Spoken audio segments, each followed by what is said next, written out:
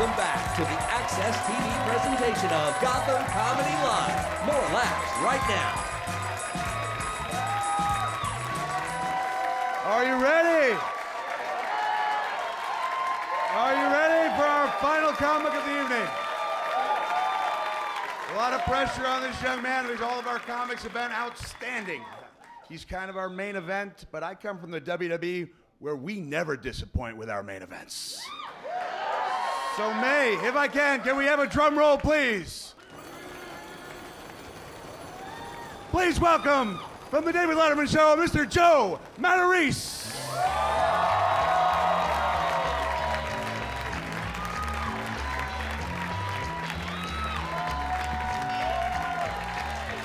Yeah.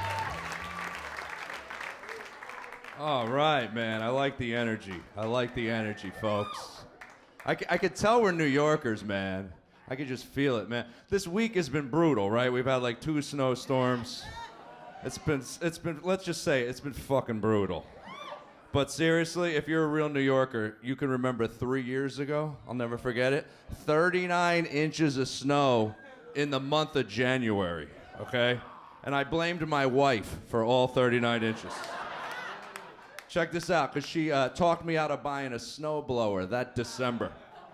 Yeah, I don't know if you knew this about getting married, what happens, but you can't just go buy something after that. You can't see something you want and just grab it. Oh, I'll get a snowblower. My wife's like, where are you going with that? I'm like, we need this. We need this. She goes, no, we don't. We'll just hire a guy every time it snows. Yeah, that's how much snow we got that winter. There was no guy, okay? Yeah. Do you know how much it has to snow for Mexican people not to want to work? Yeah. That's a positive racist joke, so those are hard to write. Yeah. Even Mexicans were like, yo, that's a lot of snow, bro. Shit, you should have bought the snowblower, man.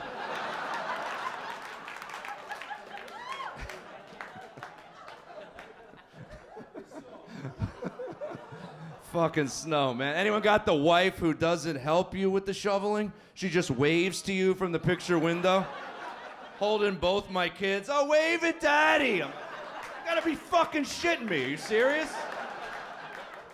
Put some fucking boots on, bitch. Let's do this. I don't even want to live in this house. We're near your whole fucking family.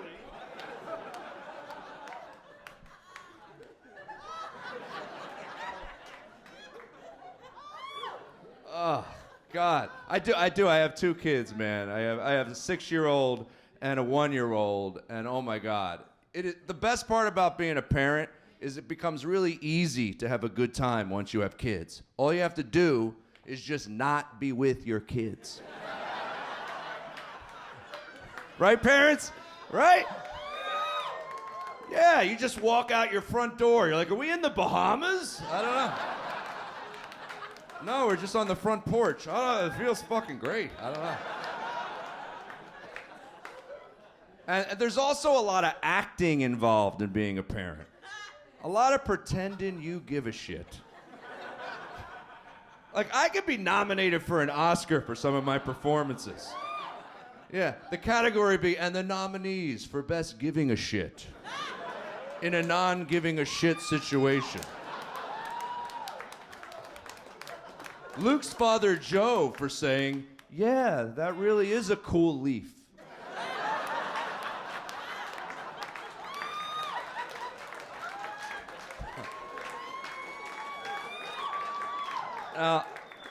And I'm too old to have little ones, man. I'm 46 with a 6-year-old and a 1-year-old, man. It's kicking the shit out of me, man. Oh, yeah. Like, here's a sign I'm getting old. This really happened recently. I'm watching porn on the internet. I'm not that old. You know, I wasn't watching it on a VHS tape. But I did live through those days. Remember when you had to go to like a West Coast Video or something and had like a porn room off to the right? Right? And you were embarrassed to go in that porn room. So you had to look around, you had to make a right and a quick left. And then you were in. You're like, oh, I'm in. Right? It's like 6 married guys on a knee pulling boxes out.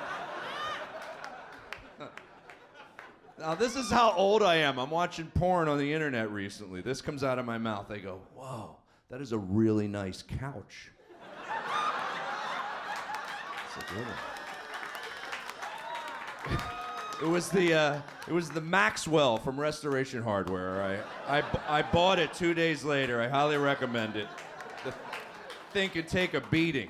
It's a fucking awesome couch. Yes, but here's another beauty of being older. You have wisdom, man, because I see a lot of young people in the crowd, and you got to listen to this, especially the young guys, young girls too. You always think when you're young that you need to be with a 10, right? You're like, oh, I got to get a 10. I need to be with a 10. No, you don't, okay? I've been married for 8 years. You know what you need? You need someone who's beneath you in every category, right? Yes, because if you're a 9 and they're a 1, you know what you get? Freedom. Yeah. You could do whatever the hell you want. If you're the 9, she'll try to stop you at first. She'll be like, hey, I don't think you should go on that long golf trip. Like, shut up, 1, and you just walk out the door.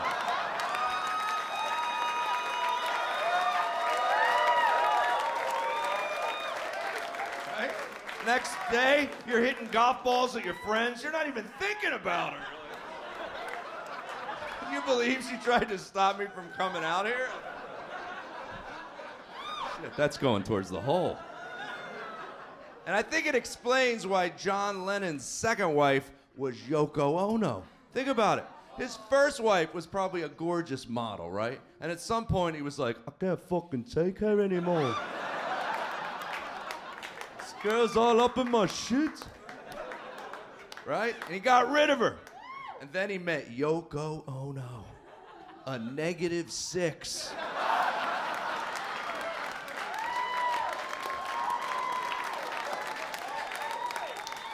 Now, see, I didn't take my own advice, okay? I've been married 8 years to a woman who is smarter than me, better looking than me, and makes more money than me. I can't get away with shit, okay?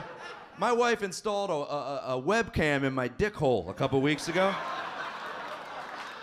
Yeah, she's watching right now. It's going well. They're really a good crowd. They seem to like me so far. And all her friends are really rich too, man.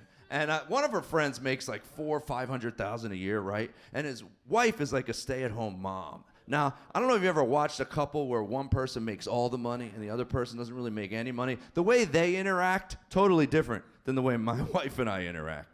This guy was like spur of the moment. It's like 5 of 1 on a Sunday during the football season. I'm at his house. He's like, shit, Joe, football. Let's go. Me and you. We drive to Philly. We eat some cheesesteaks, roast pork sandwiches. We watch football for like 6 hours. Honey, watch the kids while we're gone, and we'll be back in about 7 hours. Have a nice dinner ready for us, all right? See you later. And he just walks out the door. Now, I'm standing there in front of my wife like,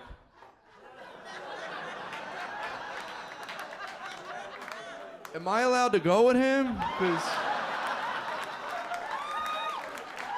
I would love to go if I could go with him. She didn't let me go. She didn't let me go. I had to rub her feet for like 20 minutes. Sometimes I think maybe a non-American wife would be a good way to go, right? Did you ever see, like, my wife's cousin married this Brazilian woman. This was blowing my mind. We spent the summer in a summer rental with them, right? She's 9 months pregnant. She's cooking and cleaning for 10 of us in a house. And now she's disciplining everybody's kids all at once. I had to pull her aside. I'm like, how the hell are you pulling this off? This is blowing my mind. She goes, in Brazil, we are taught at an early age to be great wives. And I was like, my wife was taught at an early age to teach her husband how to be a great wife. I'm Joe Matarese. Thank you, guys.